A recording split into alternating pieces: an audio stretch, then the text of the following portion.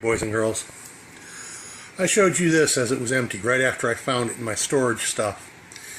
But what I've never showed you is how I actually spool the line off of that big spool.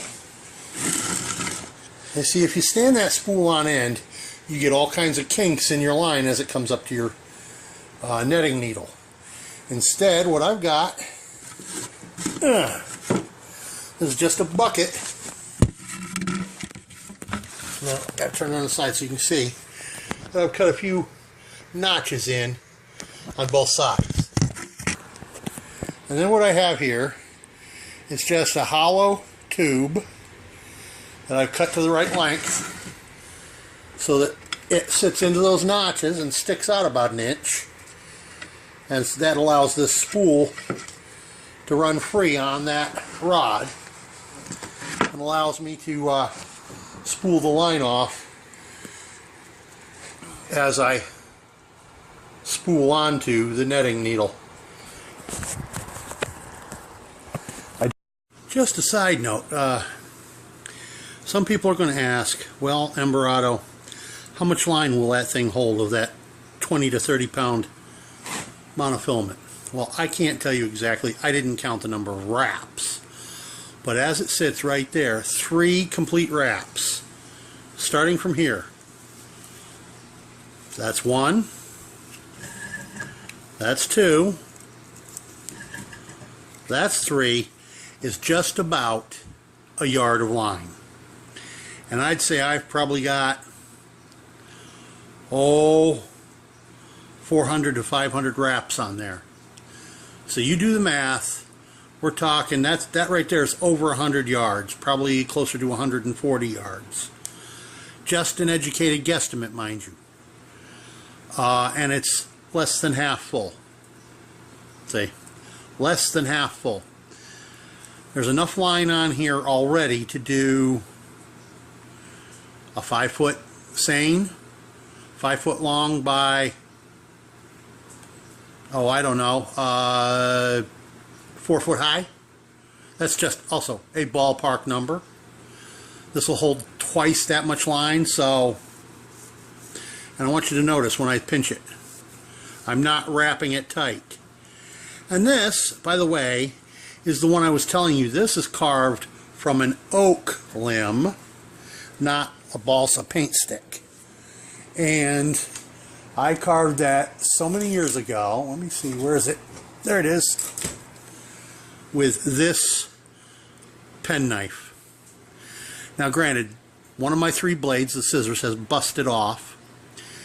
The tweezers and toothpick are gone. But this is still an SAK, a small one. And this blade is what carved that oak limb into a net needle. And I did that, oh my God. Well, as I say, this net needle was already made and went with me to Vancouver Island. And that was in 1980, the winter of 1980. And it was already a few years old. Now back then it was bright red, not black. I painted it black recently for the 3rd time. That's how long this needle's been with me and how much I've used it. Unlike that one I made out of balsa a few years ago, and it's already cracked. And I've had to put duct tape on it a couple of times to keep it to stay together, and I'm just unwilling to pitch it out until I've used the line off of it. Now you can use this for more than just a net needle. It can also be used to carry this 30-pound mono for the making of fish traps. What do I mean by a fish trap? Well, I prefer a deadfall as opposed to a spring pole. That's where you sling a line over a limb 8 or 10 feet up in a tree near a creek bank. And on the end of the line furthest from the creek, you tie a heavy chunk of wood. Oh, say a round of wood as big around as this spool and maybe twice as long. That's probably going to weigh about 8 to 10 pounds. And on the other end, so the line would go from the log laying on the ground up over a tree limb and back down. And on the far side, you're going to have an L7 trap trigger. You're going to have the monofilament tied to the L, and you're going to have the 7 driven into the ground. And when you pull the L down so that the deadfall is all the way up next to the limb, 8-10 feet in the air, and it's going to be all the way up there, and you're just going to have just enough mono sticking down so you can get the L to come down and hook under the 7 like this. And then on the bottom of the L, you're going to have more line, and this is going to depend on where you're fishing, what species you're after. If you're after trout, you're going to be using 2 to 4 pound test going off the bottom of the L. If you're fishing for large channel cats, you're just going to have this going all the way out to the hook. But you're going to have it tied to the bottom of the L. That way when the fish pulls on the bait way out here yonder in the stream or pond, they're going to yank that L out from under the 7. The deadfall over here is going to fall to the ground, and it's going to yank that line and set the hook in the fish's mouth. Now, I'm just telling you about it because here in Connecticut, here in New England, period, that kind of fishing trap technically is illegal. And I'm not going to get caught down by the stream setting one up just to show you how. I don't wish to fall afoul of the local game constabulary. But I have used these traps to great success in the past in other parts of the country. Matter of fact, over half of my salmon caught when I was up on Vancouver was caught in this very same manner. I was creating fishing lines with this stuff to work with a pole for actually manning a fishing line. I was creating the L7 trap triggers for fishing without having to stand there and watch it. I can't begin to tell you how much fish I took with this same setup that I'm talking about, the deadfall L7 trap trigger fish trap. Remember, I came off that island with 250 pounds of dried, cured meat.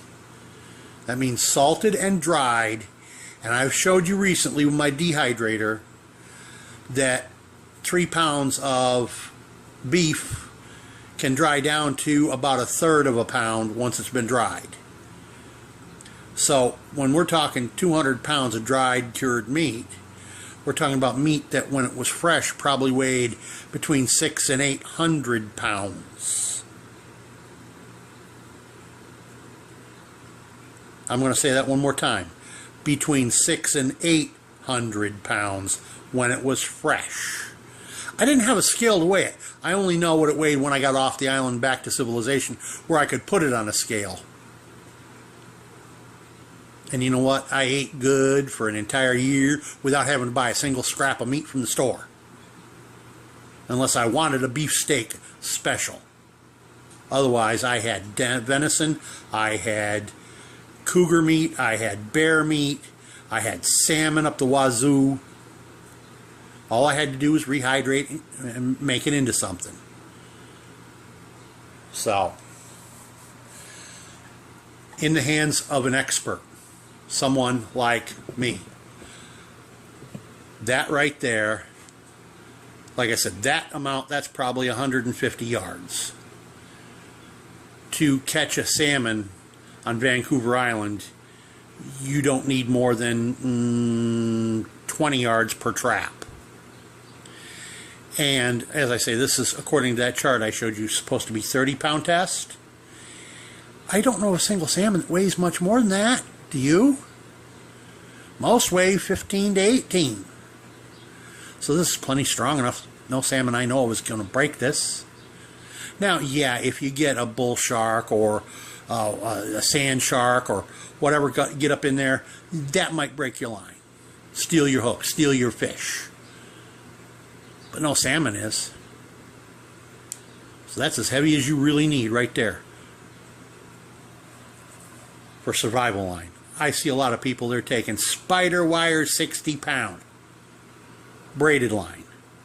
Okay, it's smaller in diameter. I'll give you that. You don't need it. 30-pound mono is great stuff. I know I'm going to have a lot of questions, so let me just deal with it and save a lot of questions coming through PM. Emberado, why are you going to all the effort to fill up all your netting needles? Well, that's because I'm preparing for a class I have upcoming. Middle of July, it's already been scheduled. I have a group of 20 12-year-olds that I'm going to be teaching making nets. No, there will be no video of the class. As I've said before, unlike the great embellisher and many others who give lessons, I don't videotape my students. They're not my children. They're just my students. I don't object to granddad filming his grandkids when he's teaching them. He's family. And I'm sure there are certain of my viewers who will understand that I'm speaking of them directly without saying their name. Grandpa and Grandma absolutely have the right to videotape their grandkids when they're teaching them survival skills. Mom and Dad absolutely have the right, if they wish, to videotape their kids and put it on YouTube. I do not. I'm not their father or mother or grandparent. So that's why there are never, ever videos of my classes. Just for those who try to poke holes in my videos. Oh, you never show your classes. That's right, I don't. I just want to make that crystal clear. And why I don't show my classes. Because I think the great embellisher is a user when he does that. And girls, I just did a quick lookup. And apparently, 0.2 of an inch is 30-pound test, not 20. But that's what I was told. Now, considering that this line is, oh, I've had that spool probably for, God, 40 plus years, at least. I mean, I was a very young man when it was gifted to me. So, it might be 20-pound test, because maybe monofilament has gotten thinner and stronger over the years. And I don't know how old this chart is. So let's just say that's somewhere between 20 and 30-pound test. Because it says 0.2 of an inch. And diameter maximum 0.25. Moderate is 0.25. 30 pounds approximately AWG, or its average weight rating. So I'd say that's, interesting to know. Well, that's what I've got for the moment. I'm still spooling up that netting needle. By the way, don't forget to